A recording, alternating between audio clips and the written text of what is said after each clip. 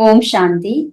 अक्सर आपने कुछ ऐसे लोगों को देखा होगा जो ये कहते हैं कि हम भगवान को नहीं मानते, लेकिन जीवन में कोई ना कोई ऐसी परिस्थिति, ऐसी घटना अवश्य होती है जो नास्तिक लोग भी मजबूरी में भगवान को याद अवश्य करते हैं।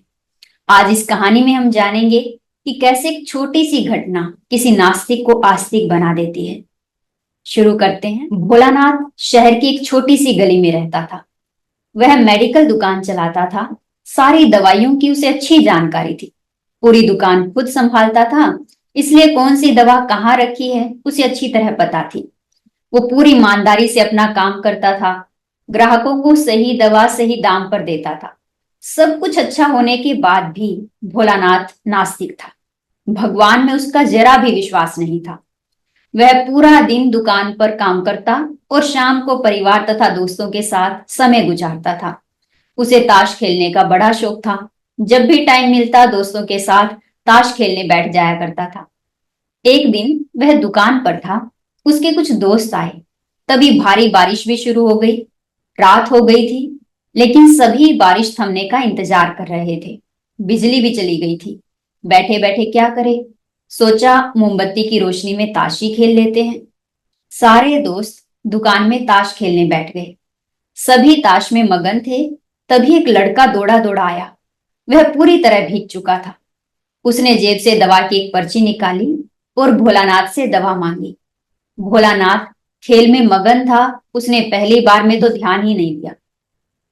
तभी लड़के ने जोर से आवाज देते हुए कहा, मेरी माँ बहुत बीमार है।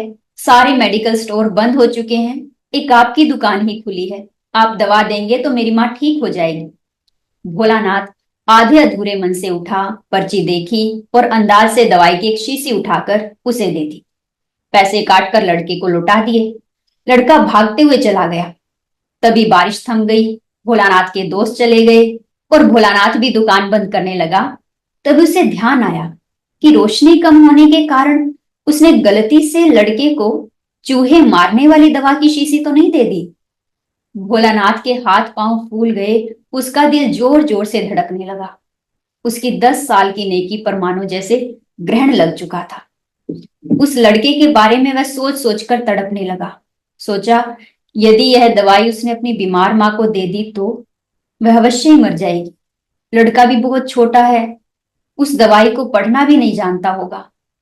एक पल वह अपनी इस भूल को कोसने लगा और ताश खेलने की अपनी आदत को छोड़ने का निश्चय कर लिया। पर यह बात तो बाद में देखी जाएगी। अब क्या किया जाए। उस लड़के का पता ठिकाना भी वह नहीं जानता था।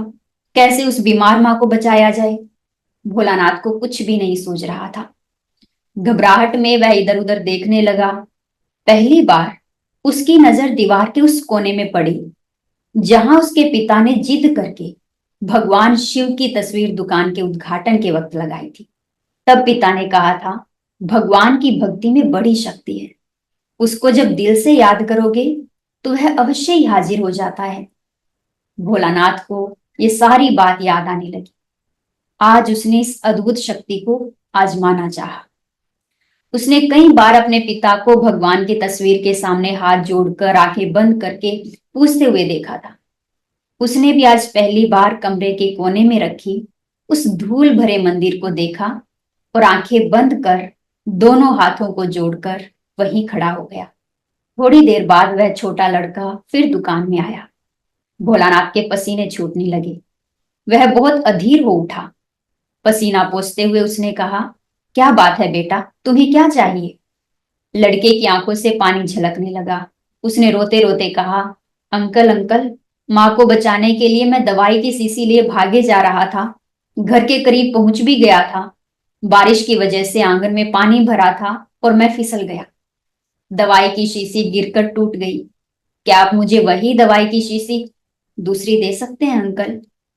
लड़के ने उदास होकर पूछा। हाँ हाँ, क्यों नहीं।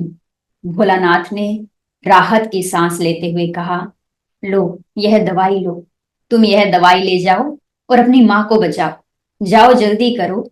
और हाँ, अब की बार जरा संभल के जाना।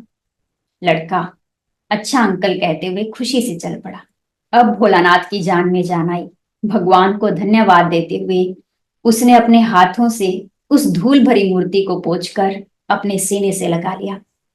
इस कहानी से हमें सीख मिलती है कि परमात्मा हमारा सच्चा साथी है। वो हम बच्चों की मदद करने के लिए बिल्कुल तैयार होता है। बस जरूरत है उस सच्चे साथी को याद करने की। न सिर्फ परिस्थितियों में, बल्कि हर समय, हर घड़ी उस सच्चे दोस्त के साथ समय व्यतीत करके देखिए। आप महसूस करेंगे कि जीवन एकदम सरल और सुखमय बन जाएगा। और अब यह एक बहुत अच्छी वीडियो भी जरूर देखें।